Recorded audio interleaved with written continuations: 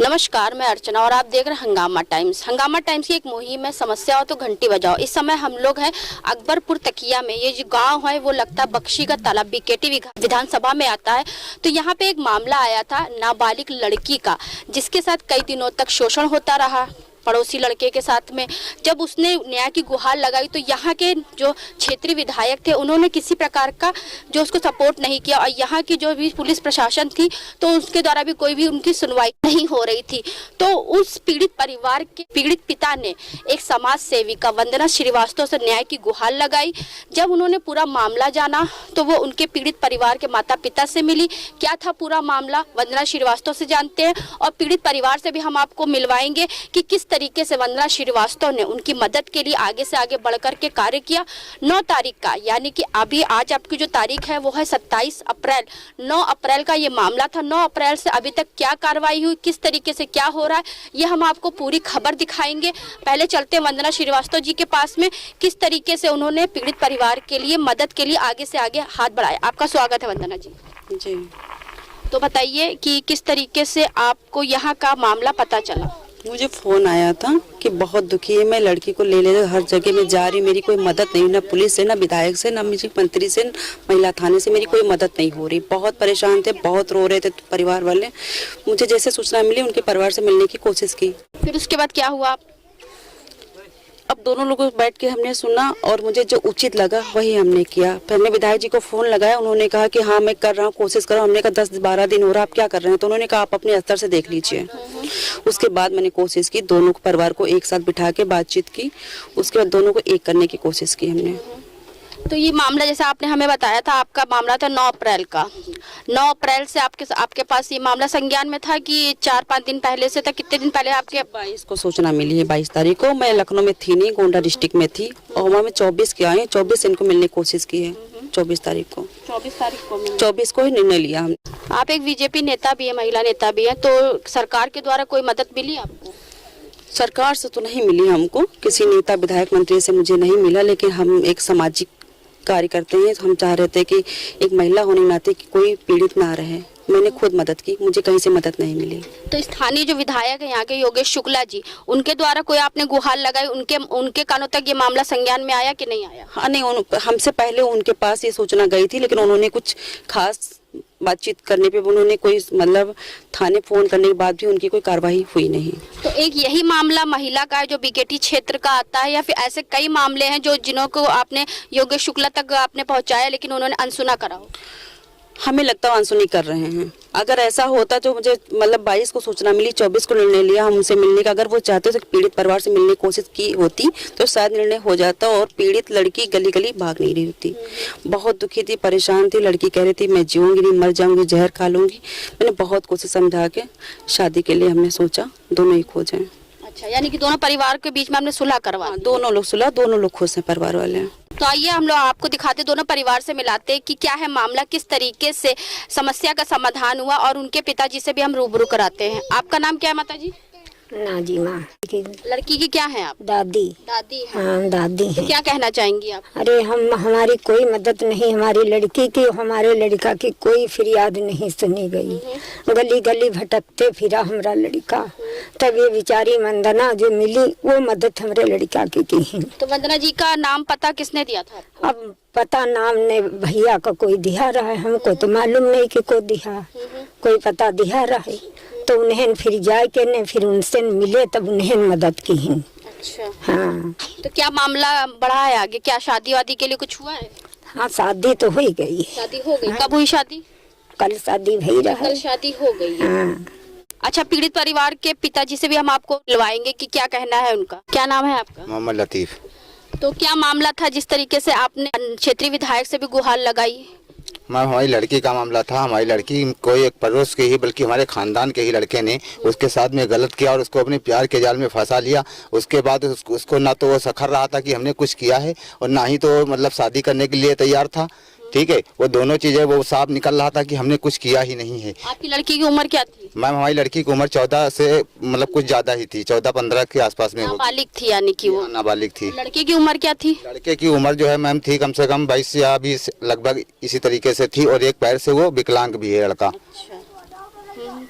तो मैंने इसके लिए हमने मोहना थाना चौकी पर एप्लीकेशन दिया था और दरोगा जी से कहा कि सर हमारी लड़की के साथ गलत हुआ है, आप इसका इंसाफ करवाइए। हमने दरोगा जी के हाथ भी जोड़े, पैर भी छुए, लेकिन दरोगा जी ने कहा कि ठीक है हम तुम्हारी जांच करेंगे और जांच करने के बाद मेडिकल करवाएंगे, अगर कुछ ऐसा हुआ होगा तो हम जो है आपकी कार्रवाई जरूर करेंगे। लेकिन दरोगा जी ने ना ही तो कोई जाँच, आज तक हमारे गाँव में पुलिस नहीं आई जाँच करने के लिए या किसी काम के लिए पुलिस नहीं आई। उसके बाद में उसी दिन हम विधायक के पास गए, विधायक जी मुझे बख्शी तालाब में मिले, वहाँ पर मैंने एप्लीकेशन दी और सारी विधायक जी को बात बताई। विधायक जी ने कहा जाओ मैं थाने फ़ोन कर दूंगा, आपको इंसाफ मिलेगा। लेकिन यहाँ पर 151 का दरोगा जी ने मुकदमा बनाकर भेज दिया। हमने विधायक जी से फिर फ़ोन किया तो कहा हमने कह दिया है, वहाँ पर तुम्हें इंसाफ ही मिलेगा। लेकिन यहाँ मेरे साथ नाइंसाफ़ी हो चुकी थी क्योंकि लड़की का केस था और उसको 151 लड़ाई झगड़ा का बनाकर भेज दिया गया। इसके लिए फिर मैंने जो है ऊपर के बड़े अधिकारियों के पास, पुलिस अधिकारियों से मदद मांगी। वहाँ पर भी मुझे कहा गया कि आपको इंसाफ मिलेगा।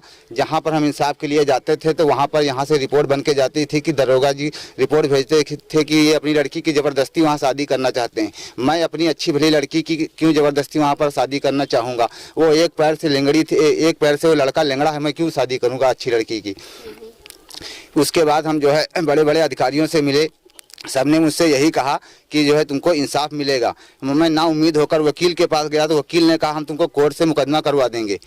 ठीक है, उसके बाद हमें मैम के बारे में पता चला, वंदना मैम के बारे में, तो हम वंदना मैम के पास गए शुक्रवार को।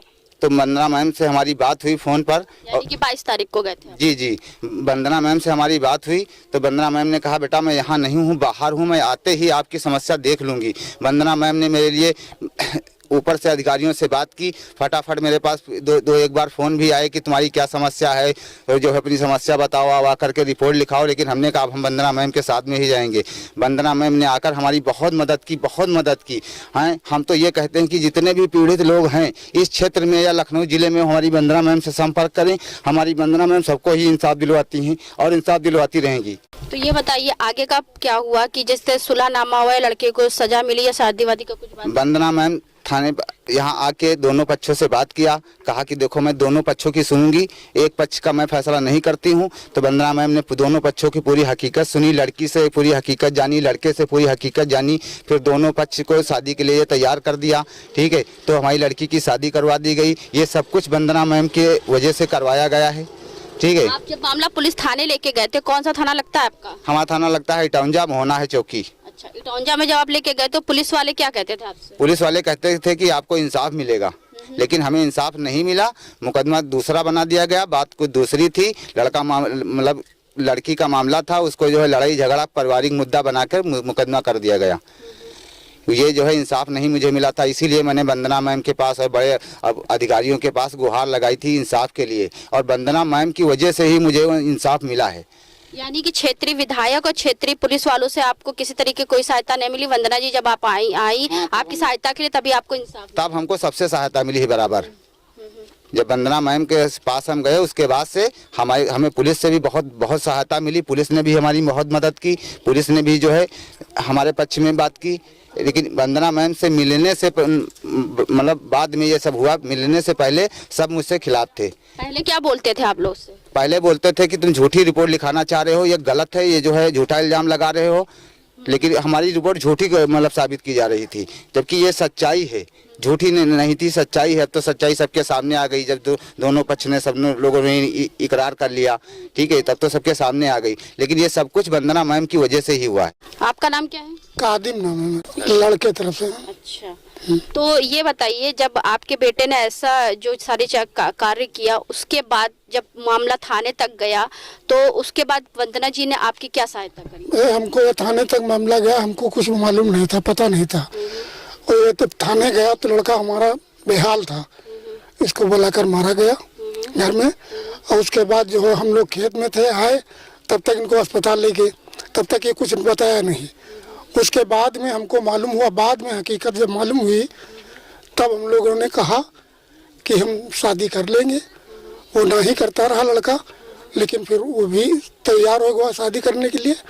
तो हम लोग कहा कि आपस में जो है खटापटी न हो तो ज़्यादा अच्छा है। तो मैडम जी आई तो इन्होंने फैसला ही कर दिया कि आप लोग शादी कर लीजिए। तो हम लोग तैयार हो गए, मैं शादी हो गई, लड़का भी तैयार हो गया, लड़की भी तैयार होगी। अगर लड़का तैयार नहीं होता तो उसको जेल जाना पड़ता। बिल्कुल हकीकत, अगर गलत किया तो गलत किया है था। अगर वो भी तैयार होगा, लड़की भी तैयार होगी, तो हम लोग फिर मजबूर थे। पहले हमको मालूम नहीं था लड़के की हकीकत कुछ, हम लोग ये थाने तक मामला पहुंचा ही नहीं देते, तो हम लोग तैयार हो गए। तो मैम ये बताइए, जो लड़की है वो कहाँ पे है?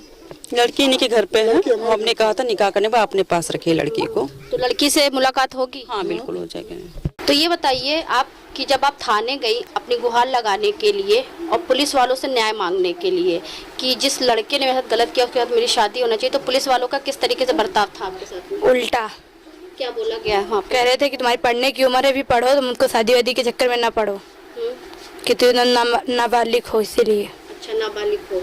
तो आपकी कोई सुनवाई वहाँ पे हो रही थी कि नहीं हो रही? नहीं हो रही थी। वंदना मैडम ने जब हमने कितने दिनों से पुलिस थाने के चक्कर लगा रही थी? मतलब लगभग हो गए 10-12 दिन से। 10-12 दिन से पुलिस थाने के चक्कर लगा रही थी।